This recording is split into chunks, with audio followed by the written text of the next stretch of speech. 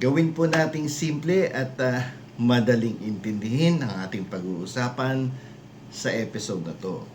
Yung unang-una ay tungkol po kay Harry Roque at ang issue ng asylum na kanya pong isinumite doon po sa The Hague, Netherlands, sa Europa. Marami akong natanggap na tanong kanina, no, sa private message. Marami po kasing nalilito, nasaan na ba talaga si Harry Roque? Sa Netherlands ba o nasa Austria? Doon sa Vienna. Sa Vienna, Austria. Ang katotohanan, ito po. Nasa Netherlands pa rin si Harry Roque. So, bakit may gulong Netherlands versus Vienna, Austria? So, ang daming lumabas na mga vlog kanina, no, na sinasabing nasa Austria na nga po si Roque.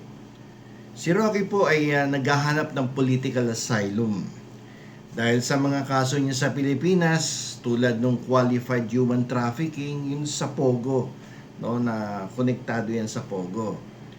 So, si Roque po ay nakapasok sa Europa gamit ang visa na aprobado ng Austria. Kasi yung Austria, yung Netherlands, under yan ng Schengen countries eh.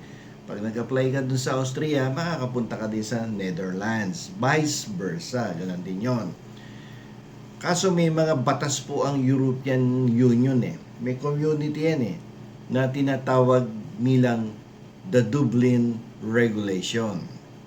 So, ibig sabihin nito, ang bansang unang nagbigay sa iyo ng visa, iyon ang responsable para asikasuhin ang asylum application mo.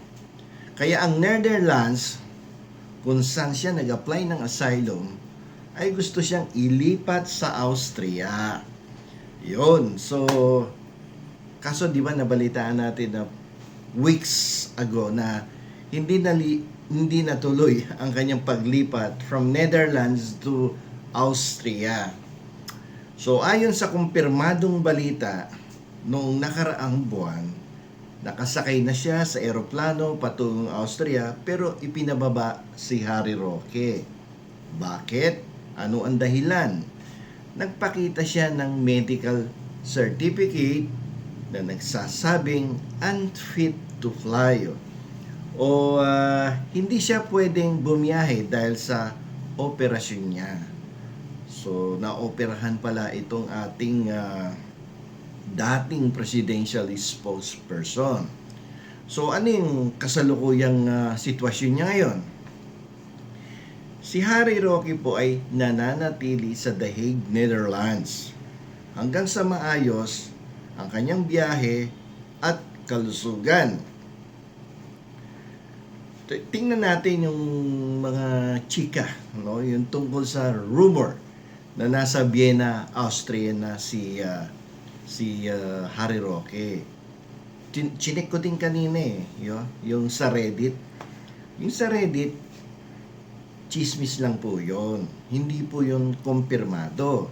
Pero kung kumpirmado, sana ilabas na sa mainstream media. Pero as of now, unconfirmed po yung mga usapin na nasa Austria na po si Harry Roque at tumaati na ng Christmas party doon sa Filipino community. So yan, hindi po yan kumpirmado.